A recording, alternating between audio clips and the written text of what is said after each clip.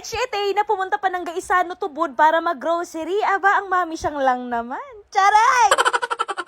So, ayun na nga guys, dahil galing nga kami doon sa may Pangil Bridge or Panggil Bridge, eto nga't dumiretso na nga kami dito sa may Gaisano Tubod. At dahil hindi pa nga kami nakapag-grocery doon sa bahay mga mare, dito na nga lang din pala namin napagdesisyonan na mag-grocery dahil nandito naman na kami. Ilang minutes nga lang din pala kami tumuwi doon sa may Pangil Bridge mga mare. Siguro mga 5 or 7 minutes lang yata, o diba napakabilis lang, nakarating kaagad kami dito sa Lanao. Anyways, ayun, pagkarating nga namin dito, naghanap na nga rin pala muna kami ng mapag-parkingan. At isa din talaga sa nagustuhan namin, napakaraming pwedeng pag-parkingan dito, hindi ka mahihirapan. At dahil nga andito na kami, susubukan na nga lang din pala namin na mag-grocery dito. Baka mamaya mas mura pa dito. Charing! Hindi, sa pagkakaalam ko, parang kumpleto yata dito sa Gaisano Tubod mga mare, unlike dun sa Gaisano Pagadian. Pero syempre, bago nga namin ipinasok yung camera mga mare, nagtanong na nga rin pala muna kami dito kay Ate Guard kung pwede ba ang camera dito or vlogging camera. Pero so far, okay naman daw, pwede naman daw. Kaya ayan, continue ang ating pag-vlog. Meron kasi ibang mga mall, mga mare, na bawal yung camera, lalong-lalo na doon sa may grocery. And buti na lang talaga dito, hindi nila ipinagbabawal. At habang naglakad-lakad nga kami dito mga mare, etong at meron nang nakakilala sa akin at gustong magpa-picture, kaya syempre pagbigyan natin yung hindi na naman magkakaroon ng isang mami siyang kung hindi dahil sa mga followers ko, kaya thank you so much po. Nakakatuwa nga dahil hanggang dito meron pa rin talagang mga nakakilala sa akin at mga nanonood talaga ng mga vlogs ko. At sobrang sarap talaga sa pakiramdam yung ganito, yung maraming nakakilala sa'yo tapos nagpapa-picture. Ay nako ka, sarap sa piling, nindot kayo, lami kayo. Charing.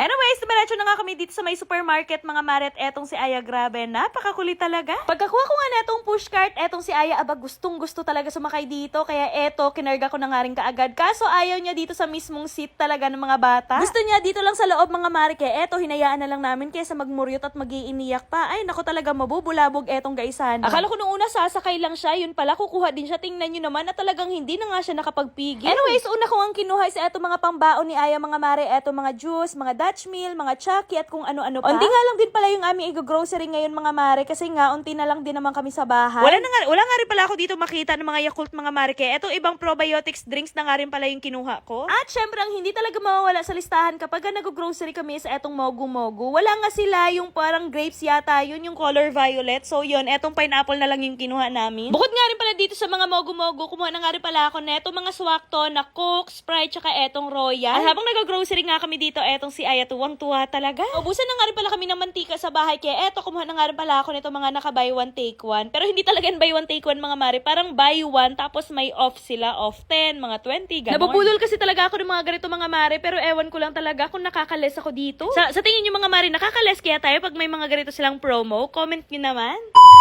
Oops! Gusto niyo bang manalo ulit ng 1,000 pesos? Wala kayo bang gagawin kundi mag-register lang at mag-cash in ng 100 pesos na nasa comment section ng link, and mamimili ako ng mabibigyan ng 1,000 pesos. Pero bago yon, ituturo ko na muna sa inyo kung paano manalo at maglaro dito sa may PH MOBA. So dito sa PH MOBA, napakarami nga palang games na pwedeng pagpilian dito, pero eto nga pala yung Super Ace yung nilalaro ko. Tumaya na ako dito guys ng 500 pesos and titingnan natin kung mananalo tayo ngayon. Ay, 25! Ayan, nanalo tayong 25 pesos. Not bad. 500! O, diba? Nabawi kagad natin yung 500 pesos. Ay, 200! Nanalo ulit tayong 200 pesos. Ay, 250! Ayan, nanalo tayong 250. Ayan! Let's go! Ay! 4,400 pesos! Hala, ang laki! OMG! OMG, ang laki ng napanalunan natin! 500 ulit! Oh my God! Ay, 6,000! OMG, ang laki! Kaya sa mga gusto manalo at maglaro, mag-register lang kayo. Nasa comment section yung link. And then, kapag nag-register kayo at mag-cash in kayo ng 100 pesos, mamimili ako na mabibigyan ng 1,000 pesos. Ilagay nyo lang sa comment section yung inyong mga proof na kayo ay nag-cash in ng 100 pesos.